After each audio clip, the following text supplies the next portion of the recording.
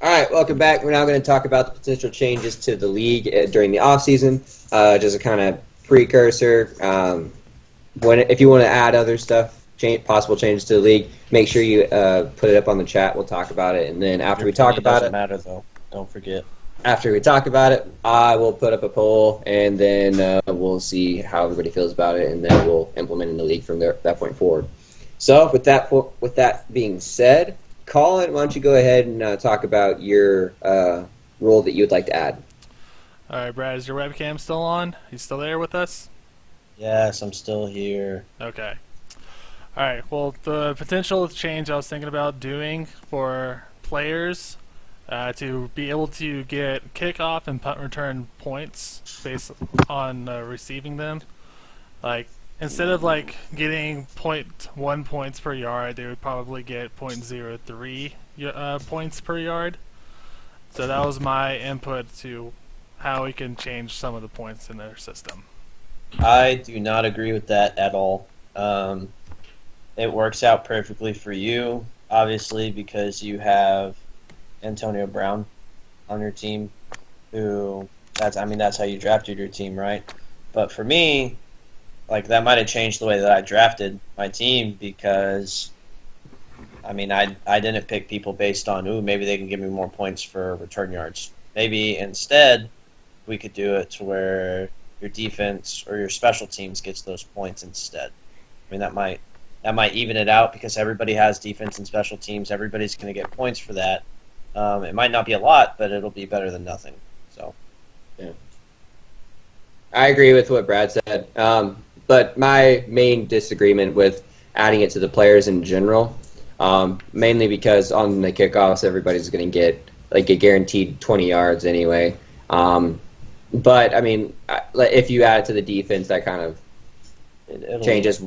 Yeah, it alleviates that problem.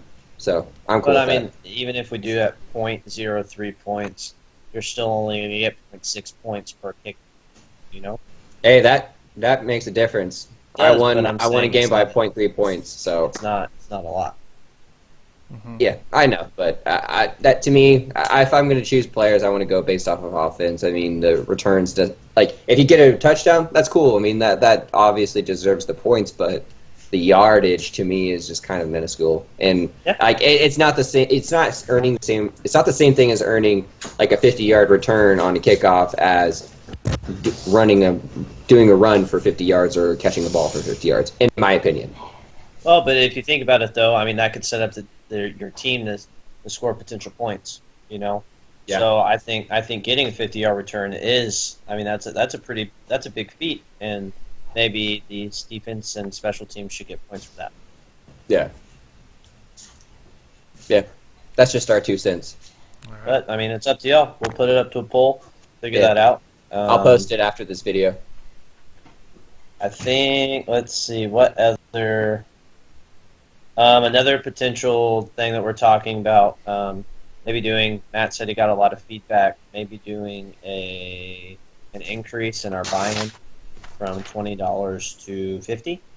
That would mean that first place would get $300, second place would get $150, and third place would win their money back. Another thing like we talked about in the other video, maybe add a little bit of money, maybe $2 or $3, just based on how much it would cost to either, it could be for shipping the trophy, because that's going to cost money, or so that then the person who has the trophy doesn't have to worry about paying for that. Shipping the trophy, getting it engraved. Mm-hmm. That's something that we can be settled. That can be settled easily. Just No, yeah, I definitely agree with that. I think that's a great idea. I was kind of worried about what I needed to do as far as getting the things and the trophies inscribed and everything like that. Especially since they're still here with me right now, I'm going to look into seeing how much it would cost to do that. And I think I'll probably front it, and then we'll go from there. Well, even if you just, I'm down to throw in money. So if you just let us know how much it's going to cost. There's 10 of us. You divide the cost by 10, and it's going to be $2 or $3 that we can bid. Yeah. I don't think it's going to be too big of an issue. And then Rishi and Travis are coming up here for New Year's. Oh, cool. So Yeah, if anything, I can just give it to one of them, and then they can bring it down to Corpus. Does Ty is in Houston, so does he ever come to Corpus anytime at all, or Never. I don't know. he's gone? Well, he's Yeah, in Montgomery. It's like not even Yeah. Houston. It's north Yeah. of Houston. So if I'm anything, sure he we'll doesn't figure want something to. out. I'm sure he doesn't want to show his face after his horrible season this year. So I wouldn't either.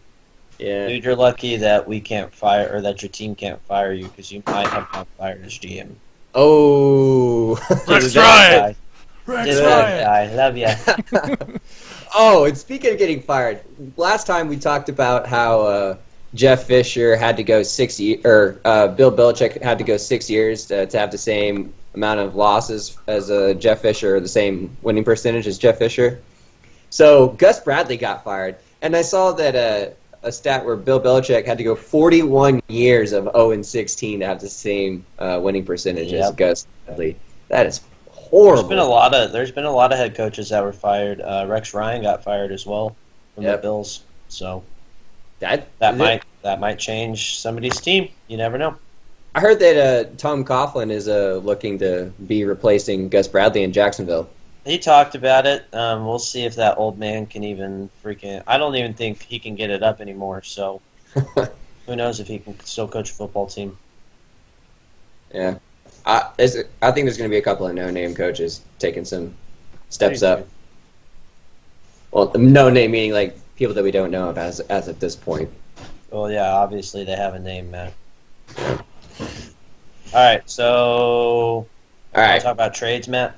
Yeah, so going into this offseason, the biggest thing that we have to really focus on now is the draft and the rookies coming in. So to kind of go through the timeline, we're going to start off with going through the free agency and the actual NFL draft. We kind of talked about this before we started recording. We kind of came to like a semi-agreement that it's a generally good idea that we'll have all of our players dropped by at least June 1st. That way, it'll get after the draft is always in April, so it'll give you like a good month and a half to decide who you want to drop based off of those that timeline, and also that's whenever OTA starts. So everybody should be with their team that they're going to actually be with for that next season, and then by the third preseason game, or at least around that time period, we'll schedule the actual draft for that time period, and then we'll actually conduct it, and we'll be doing 9 rounds of rookies. I can't hear you. Sorry. You're good. And yeah, so that's just kind of how we have it at this moment.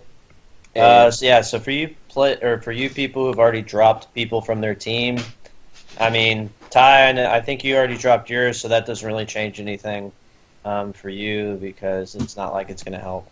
But for everybody else who's already dropped their players, you never know. They might end up someplace where they might end up being the starter. So might want to wait on pulling the trigger on that. Maybe pick them back up. There's no waiver wire right now, so I'm pretty sure you can just pick them back up. Yep. And so we have. So how many different positions do we have? Like our total roster is how many slots? Is it 35? Yes, yeah, 35. That was the 36. 36. That's what I'm trying to figure out. I think 36 pops in my head for some reason. I thought it was 35 and we dropped 10 or 9 or whatever. I thought so too.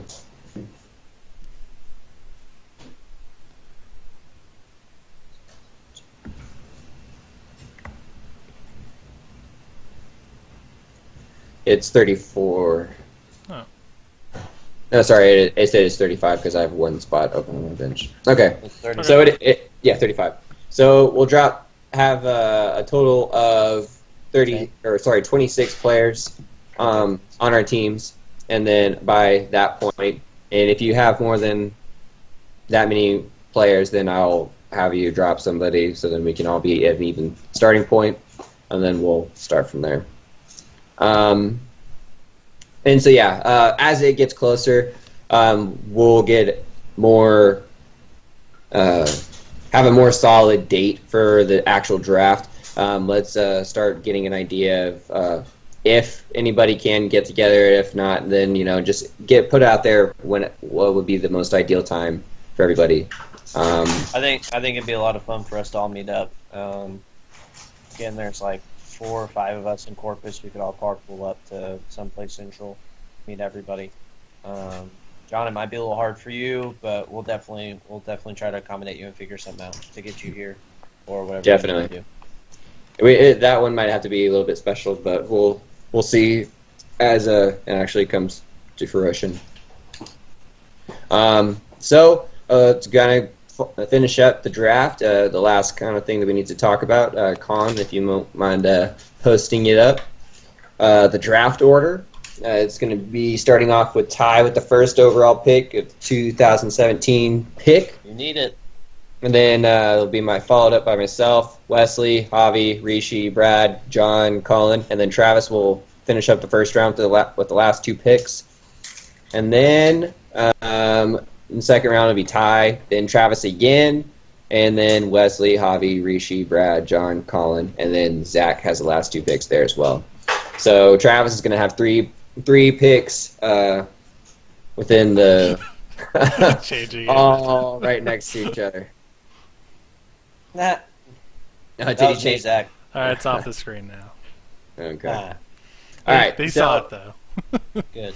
Cool. So yeah, that's the draft order, and also our notes based off of whoever's in that position. So you're welcome. And yeah, other than that, just to kind of finish up with the updates on underclassmen entering the draft or also staying in college. 2 main people to note are Royce Freeman out of Oregon and Nick Chubb out of Georgia. Both of those are running backs who are pretty good running backs as well, who are staying for their senior year. And then Dalvin Cook, one of the highly sought-after running backs in this draft, is officially going in as well. And then Brad, you were talking about the Miami running back. No, I don't think he's entering the draft. He's only a sophomore. Oh, so okay. Never mind. There you go. So he'll be somebody to look after next year anyway, during college. And so that's pretty much it as far as the people going into the draft. Obviously, do some research as the offseason goes on and keep up to date with that, and make sure you have good picks going in, because main people that we're going to be picking this draft is all rookies and a couple of waiver wire people that were dropped. They might not help you out this coming year, but they can definitely help your team out in the future. So, definitely. Ty, you're going to have to draft pretty well, my friend. Travis as well. Travis, yeah. Both you guys. Hopefully y'all can turn it around. Maybe you guys will be like the Raiders. Yeah. Who knows? So, all right. All right, that's all I got. What about y'all? If y'all have any suggestions on what y'all think we might be able to do, the polling option on Facebook Messenger works out pretty well, I think. Maybe post it on there. Yeah, that's all I got. Yep, that's all I got too. All right. Well, I'll see y'all later. Have a happy New Year, guys. Happy New Year's. Zach.